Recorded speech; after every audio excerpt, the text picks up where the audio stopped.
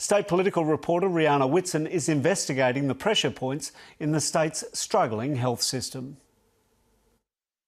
Gail Reynolds is in the Launceston General Hospital recovering from surgery. Most of her right foot and her left big toe had to be amputated after they became gangrenous. The 70-year-old's daughter and sister say she's been let down by the health system. The photos of her septic feet are too graphic to be shown. She'll be in a wheelchair, I reckon. Her family say that Ms Reynolds, a diabetic, was told in early April that she needed an amputation. The procedure didn't happen until the end of September. It was horrible. No one knows the smell that Mum had to go through. Like, her feet were bad. And she had to live like that, sleep like that. Her operation at the Royal was cancelled 3 times, even after her sister contacted the Health Minister's office. They were told there weren't enough staff and operating theatres. I was absolutely horrified with the Tasmanian health system. It seems to be one of the worst in the whole of Australia. We waited all day and then got cancelled at 7 o'clock that night. Then they wanted to cancel for another 2 weeks, and I said no. Ms Wester says the long wait for surgery has affected her sister's mental health. She has expressed to me she wants to end her life. And that's hard to hear when you know that this could have been fixed way back in April. The Royal Hobart Hospital is bursting at the seams. The emergency department is seeing double the number of patients compared with a decade ago, and patients are presenting sicker, requiring more emergency and elective surgeries. We're under great pressure in our emergency department with respect to delivering urgent but elective surgery. When the hospital is under extreme pressure, level 4 is activated and elective surgeries are cancelled. It's become almost a weekly occurrence, and medical professionals say it contributes to longer waiting times. Elective surgery waiting lists in the state have risen by 46% over the past year.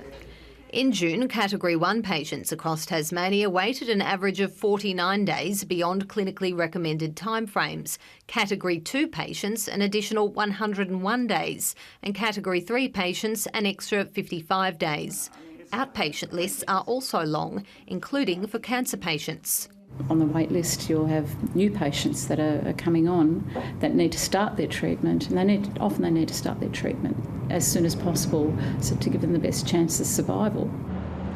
The pressure on the Royal means nurses are being asked to work record levels of double shifts. Fatigue is a major issue.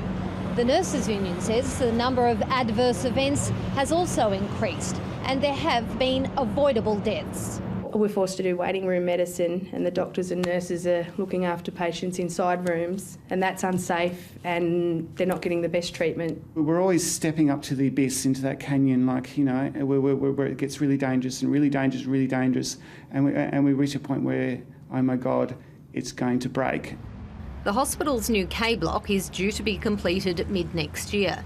The new facility will have the capacity for 250 more beds, but they won't open immediately. The government says that'll happen over a 5-year period. The beds will have to be staffed, and with about 200 current nursing vacancies across the state, that could prove difficult. Well, the worst case scenario is that the hope that the redevelopment with the opening of the K block won't solve the problems that we're seeing now. Until then, staff and patients are left waiting. The story of a Tasmanian woman who was sacked by Cricket Australia after campaigning for better access to abortion has captured the attention of the world's media. It's also raised concerns among sections of the sporting community who are questioning whether a man would have been treated the same way. Rhiana Whitson reports. Angela Williamson was sacked by Cricket Australia last month after she criticised the Tasmanian government's policy on surgical abortions. I had to go to Melbourne for a surgical termination. I was turned away from the Royal Hobart Hospital. Abortions are legal in Tasmania, but access to the procedure has been limited since the state's only clinic closed last year. At that time, I really wanted to just be someone who was a Tasmanian citizen contributing to a really important political debate. Angela Williamson's contract as a government relations officer was terminated for what Cricket Australia dubbed offensive tweets. There's a lot of concern in the sporting community that this case may indicate that the great benefits and respect that have been afforded to women on the field are not being afforded to women in the workplace. Cricket Australia has had its status as a preferred employer for women suspended. It's very difficult for women to speak up about these issues in the workplace, and we want to make sure that women feel safe to voice their opinions. Hundreds have offered support to Angela Williamson since her story went global. Commentator Catherine McGregor tweeted, "Reinstate Angela Williamson, gross overreaction," but it was later deleted. Despite the international headlines, Cricket Australia's gone to ground, refusing to talk to the media. It follows months of bad publicity for the organisation after the ball tampering scandal, and some say this is just another example of an organisational culture not befitting of a team sport. Angela Williamson says she just wants her job back. It's going to be something that stays with me forever, but I believe it's the right thing to do.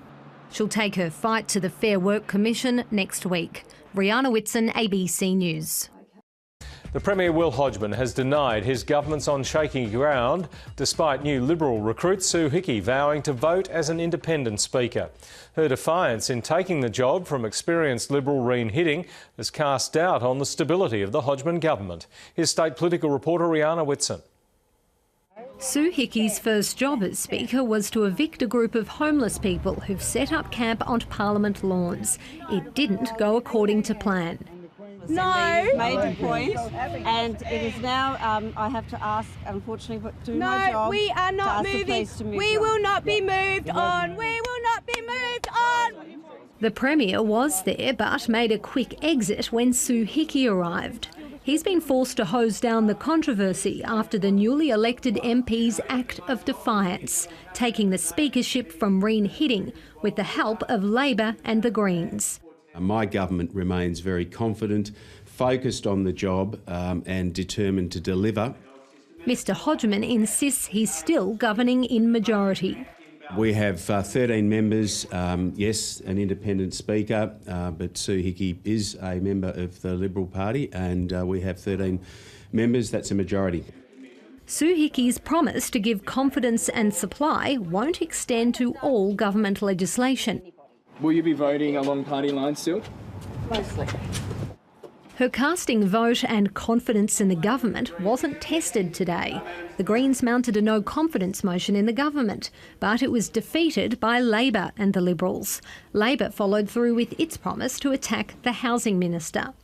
Two of your colleagues have properties listed on Airbnb and Stays, namely the Health Minister Ferguson, who owns this property, and your colleague, the Education Minister, Mr Rockcliffe, who owns this property. I have no knowledge, I have no... Outside Parliament, some light was shed on how Sue Hickey ended up in the Speaker's chair. Rebecca White approached me on the question, said that she would be nominating Sue Hickey to be chair. Sue Hickey might be a Liberal member now, but her actions yesterday show she's unpredictable. If she did defect, the Liberals would lose their majority. And considering the Premier campaigned hard on a majority government line, he'd have to resign or do a humiliating about-face. Whatever the outcome, it's clear Sue Hickey will cause headaches for the Liberals during this term of government. When asked if he regretted Ms Hickey's pre-selection, the Premier said candidates were chosen by the party, not him. Rhiana Whitson, ABC News. In July, Seth's mental health state was spiralling. It was there, bashing him in the head, saying, "Kill yourself." And I knew I could. And I was in such a state. In an act of desperation, he cut off his finger. I didn't want to do it, but in the end, it was a choice between physically debilitating myself or completing suicide. He was taken to the Royal Hobart Hospital in an ambulance. He stayed there for 2 weeks, where he was treated for his injury before receiving the mental health care he desperately needed.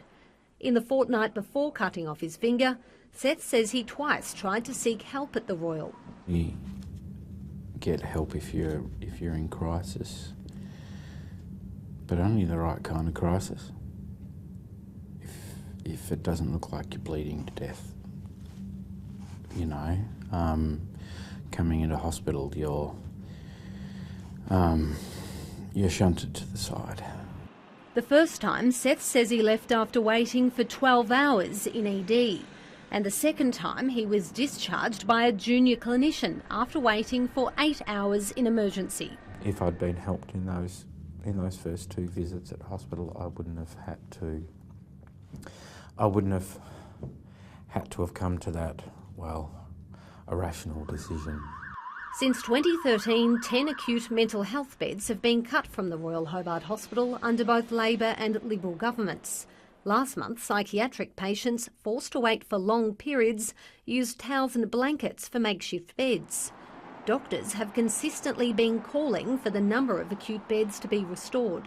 And a lot of patients, I think, are suffering because of this reduction in bed numbers that we have now. We have to be looking at both the community sector and funding those services in people's home community to keep them away from hospital. But we need to make sure that if people get to that crisis point, that we have a hospital system that will support them. In a statement, a spokesman for the Health Minister said he was aware of Seth's story and that the government was focused on reducing suicide with initiatives such as the Early Intervention Referral Service and additional resources for community organisations. The government says it has a $95 million plan to build a better mental health system, including 25 new subacute mental health beds. It's unclear, though, when all of those beds will be delivered. Rhiana Whitson, ABC News.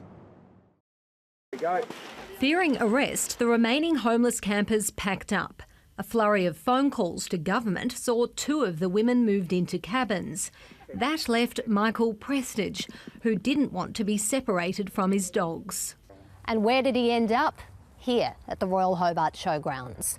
Despite the hundreds of thousands of dollars of state government funding thrown at the problem, it's been up to the Showgrounds, which hasn't received a cent of government funding, to take in people like Mick, who have nowhere else to go. And if it doesn't work, I might just have to move you. That's just the way it's going to be. That's okay. You can't help but be cynical about the timing of this, you know, late on a Friday afternoon, and that means now I've got to stay back and deal with the mess and pick up the pieces. I'm not overly happy about that. A bit of warning from council would have been nice. I mean, it was pretty obvious that this was going to land in my lap. Another temporary solution to a problem proving hard to fix. Rhiana Whitson, ABC News.